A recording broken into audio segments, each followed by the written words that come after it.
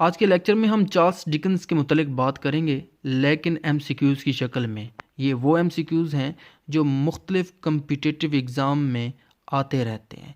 तो लेक्चर को रोक कर सब्सक्राइब करके बेल आइकन को दबाकर हमारे इस लिटरेरी दुनिया को आप ज्वाइन कर लें। तो मज़ीद टाइम ना वेस्ट करते हुए पहले एमसीक्यूज़ की तरफ चलते हैं। To which literary age did Dickens belong? किस लिटरेरी एज में डिकन बिलोंग करता था? तो इसका राइट ऑप्शन है टू द विक्टोरियन एज। और विक्टोरियन एज पर मैंने लेक्चर दिया है, वो भी लाजमी देखिएगा, आपको बहुत कुछ नया सीखने को मिलेगा। Where was Dickens born? कहाँ पे डिकन पैदा होता है? तो राइट ऑप्शन है पोर्ट्समाउथ। और पोर्ट्समाउथ क्या है? ये है इंग्लैंड में एक सिटी, एक शहर है। Deacon was the first editor of one of the following news paper of which? पहला एडिटर था, लेकिन किस न्यूज़पेपर का? तो इसका राइट ऑप्शन है the daily newspaper. Which was the first novel of Charles Dickens? पहला नावल कौन सा था चार्ल्स डिकन का? तो राइट ऑप्शन है Pickwick Papers. Which is the most autobiographical novel of Charles Dickens? सबसे ज़्यादा ऑटोबायोग्राफिकल नावल चार्ल्स डिकन्स का कौन सा था? David Copperfield. तो ये इसका राइट ऑप्शन है। One of the following novels in is only an episodic novel, which one? इनमें से एक नावल है जो कि एपिसोडिक है, जो कि एपिसोड्स में लिखा गया था, वो कौन सा नावल है? तो वो चार्ल्स डिकन का पहला नावल है, यानी कि Pickwick Papers. Dickens treats with the theme of the laws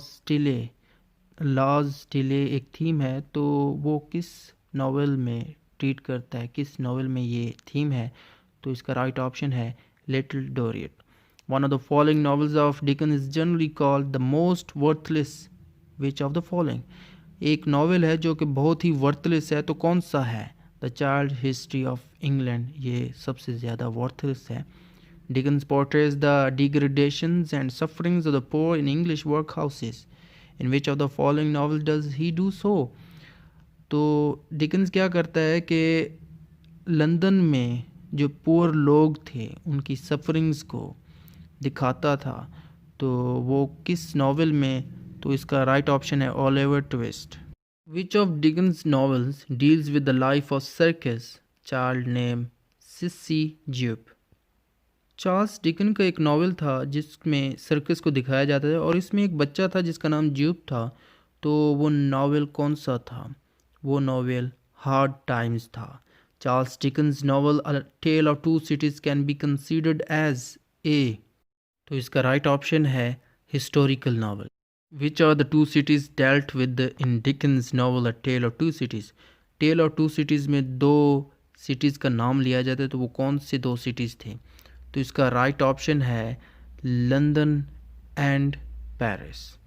Dickens novel a Tale of Two Cities shows the influence of Carlyle's French revolution. Carlyle के French revolution tale of to cities में दिखाया जाता है। Dickens left one novel unfinished, which of these? एक novel है इनमें से जो कि अनफिनिश्ड था, तो वो कौन सा था? इसका राइट ऑप्शन है Edwin Drood. Dickens said about one of the novels, I like this the best, which novel was he referring to? कौन सा नावल डिकन्स को बहुत ज़्यादा पसंद था?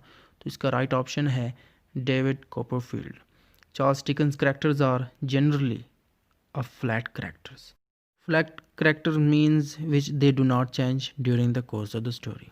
In which of the Dickens novels a memorable character named Gradgrin figures? तो Gradgrin figures जो था वो hard times में था, who compared Dickens with Shakespeare in making a character as real as flesh and blood. तो T.S. Eliot वो बंदा था जो डिकन्स को शेक्सपियर के साथ मिलाता था कि इसके किरदार as real as flesh and blood होते थे।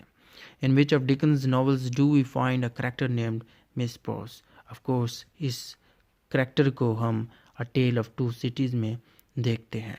Anthony Trollope satirizes Dickens in the character of Mister Popular Sentiment के नाम से एंथनी ट्रोलोप डिकन को स्टार करते थे, उस पे मज़ाक करते थे। Which of the following novel is not written by Dickens? कौन सा नावल है जो डिकन्स ने नहीं लिखा? तो इसका राइट ऑप्शन है vanity fair. The great humorists of the world can be counted on the fingers of a hand, and Dickens is of that choice company. Who says this? कौन ऐसा कहता है डिकन्स के मुतालिक? तो जॉर्ज सैमसन नाम का ये बंदा था जो कहता है कि great humorist of the world can be counted on the figures of hand, और उनमें डिकन एक वाहिद है। तो who has written the best biography of Charles Dickens? किसने सबसे बेहतरीन, औरों ने भी लिखी लेकिन सबसे ज़्यादा जो जिसको काबिल एतबार समझा जाता है, तो वो एडगर जॉनसन है जिसने Charles Dickens his tragedy and triumph लिखा था। Dicken was thoroughly familiar with parliamentary procedure. Why? तो इसका राइट ऑप्शन है as a newspaper reporter he was allowed to enter the House of Commons. Dickens को parliament की समझ थी क्योंकि एक न्यूज़ रिपोर्टर था डिकन, तो उसको हाउस ऑफ कॉमन्स में जाने की इजाज़त मिलती थी। तो उम्मीद करता हूँ ये एमसीक्यूज़ आपको पसंद आए होंगे। पसंद आते हैं तो लाइक कीजिएगा, सब्सक्राइब कीजिएगा, दोस्तों के साथ शेयर कीजिएगा। और बाकी ऑथर्स पे मैंने डिस्कशन की हुई है बायोग्राफीज़ की शक्ल में, एमसीक्यूज़ की शक्ल में, जो कि आपको स्क्रीन पर नज़र आ रहे होंगे। Thank you for watching.